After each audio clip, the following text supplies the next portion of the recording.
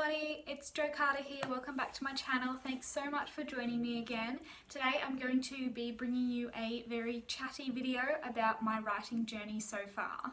I am unpublished, but I have written 2 full manuscripts from start to finish, and they have both gone through a few drafts. The first one that I've written has gone through about 9 drafts or more. I stopped counting around 6 or 7, and then I wrote the sequel, which has gone through 1 or 2 drafts only. The very first draft of my first manuscript was written between 2008 when I was 13 and 2012 when I was 17. I'm Australian, so that would have covered the majority of my high school period, and I didn't write consistently all the time, which is why it took me such a long time to write, though anybody who is watching this who writes knows that things can take a very long time from the idea and the first word to actually finishing a draft, depending on what you've got going in your life, what other ideas you come up with. At the end of 2012, when I was 17, I remember typing the end and being like, I'm done, I'm finished, woohoo, let's look for agents now. And no.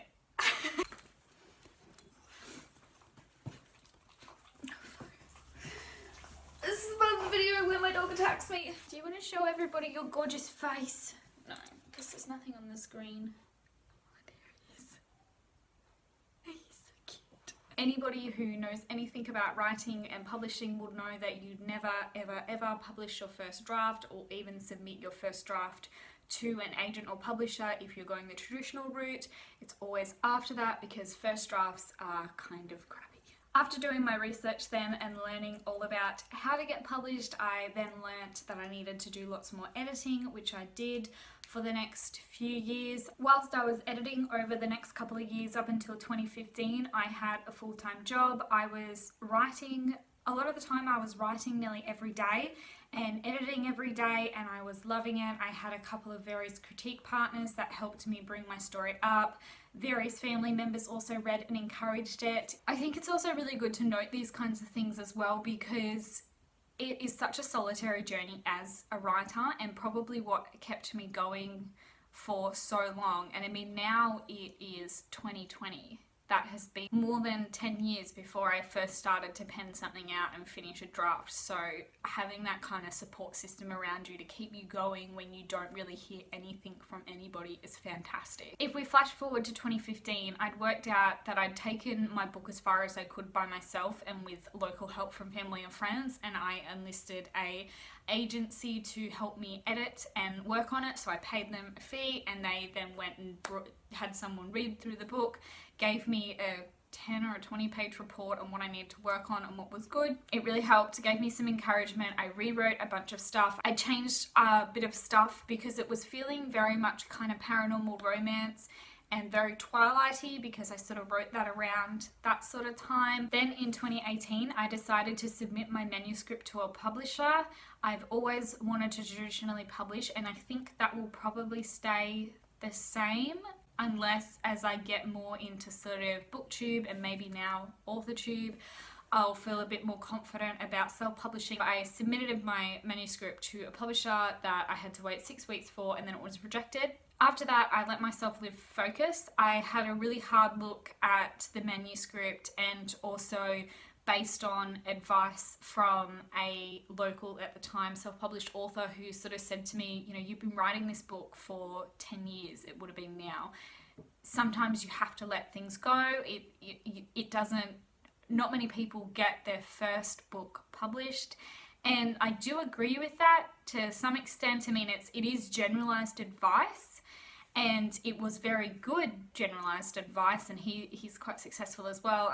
His name is Nicholas Ryan. If anybody wants to check him out, I'll leave his links down below. He was very helpful and just very friendly and wanting to chat to me about his writing and my writing, and he gave me a couple of free books to read and review, so that was very nice. I just remember lying in bed having this big heart-to-heart to myself one morning, thinking, am I ever going to be able to take this book to where it deserves to be, where the characters in my heart deserve? Am I skilled enough to be able to do this? And I decided then to put it down and to work on something else. And then around that time, I was actually learning that I enjoy being an administrative officer. I enrolled back into a TAFE course that I'd started in, I think, about 2013 that I'd never finished. So this is now in 2018 to 2019. I then prioritized doing TAFE, obviously, because I paid for the studying. I stopped writing. I remember a period where I tried to write and do TAFE at the same time and work full-time at the same time. And it was just, as well as then also move into a place for the first time with my partner and doing all of that, like having to do chores full-time, learning to live with someone else, having a full-time job still, doing TAFE and writing. I just ended up stopping writing because it was just too much, and the writing was beginning to feel like a chore instead of something that I was doing because I was passionate about. Don't get me wrong, a lot of the time writing can be a chore, or it can be hard. You have to have the rhythm and routine. If you want to publish a book and if you want to get it done in a timely manner, then you need to have a rhythm and routine, and you need to be able to push through when it feels like walking through cement. But I just had too much going on at that moment, so I made the decision to put down writing for a while. I had all these conflicting emotions about doing that because all of my social media was writer Jo Carter. If you've looked at me on Instagram or you've seen my YouTube banner after my lovely sister Steph finished it, she also has a YouTube channel. It's a lifestyle one. I'll leave it in the link down below. She fixed my banner so that you can read it properly. It was zoomed in. But I had writer in a lot of my stuff. A lot of my social media came out of the fact that I knew that authors needed a social media presence to try and make it a bit more in this world. And so that's why I did YouTube and I did the Instagram and I did a blog, which I don't maintain the blog anymore. I tried to fit all these holes and some of them didn't work as well, though, you know, you do have to have a few goes in it. But I built up an identity online around being a writer. I felt so guilty for stopping doing this, for putting, you know, other parts of my life, like, you know, making money, surviving as an adult, doing enough chores so that, like, my relationship doesn't suffer. I put all of these things quite rightly ahead of writing, but I felt a lot of guilt over doing that. I don't feel guilty anymore. I've let go of that. It's been a whole year, probably maybe 18 months almost, or nearly 2 years. 2019, I did not write at all. I think I was starting to slow down at the end of 2018 as well.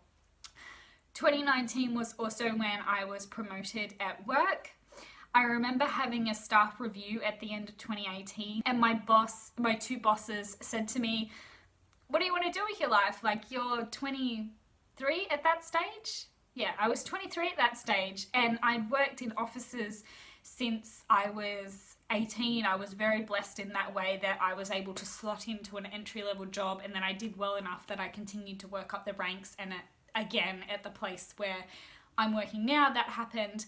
And I never, because being a writer, I had always hoped that I would have a day job and that I would then write on the side and that would be my career. And I guess around that time that I had that staff review at mid 2018, I hadn't actually thought about office work as my career. That review is probably what made me pick up studying again, and then come 2019 when one of my bosses, the administration manager, quit, I then pulled myself forward and my other boss also really wanted me to be the admin manager. So I have spent the last year, because that was March 2019, I've spent the last year honing my skills as an admin manager, spending all my time thinking about, not all my time thinking about it, but that was my career, and I think I'd fully let go the idea of writing as a career. I do, as I said, I want to publish a book one day. Being this young and having this determination that I felt to write this much, to have finished 2 whole manuscripts as someone who is only 25, I fully believe that I will publish something one day. It's just that at the moment, it's not my priority, and it might not be my priority for another 10 years or so. I want to have kids. I want to continue to improve myself at work before I have kids. I want to continue this booktube thing. I don't intend to stop doing booktube just because I felt a bit of a tingle lately of wanting to write. I will have writing blogs out once a month, because at the moment I have felt an urge to get back to that series that I've been writing for 10 years. I want to go back to that first book because there is something about those characters that just feel like home to me. Thank you everybody for listening to this. I am hoping that it's not going on for too long and that this was sort of interesting. If you're an author or a writer watching this, let me know about your channel, comment down below. I want to meet some more friends in this community because right now the only person that I'm following that does writing type videos is Charlie from Reader Turn Writer.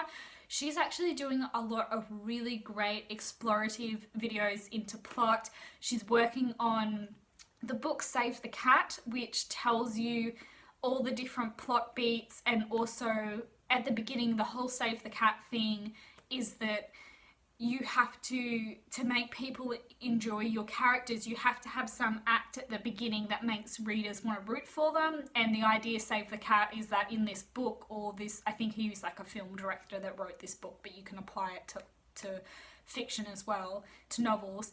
He had a scene where the character saved a cat from a tree, and so, or something like that, and so it made the watchers and the partakers feel empathy for him. So she's actually being really great in breaking down how to actually structure your novel, which is something that maybe I'll have a look at as I'm rewriting, because I've always, when I was younger, I was a bit kind of like, I don't want to do that, I'm just gonna write. And it's, well, maybe this is why your books haven't made it. Maybe your characters are great, but like the plot's a bit all over the place. So thanks everybody so much for watching. I release videos every Wednesday and every weekend. Please comment down below if you're a writer too, or if you found this interesting. I'd love to meet you all. Don't forget to like, comment and subscribe, and I'll see you guys again in another video. Bye!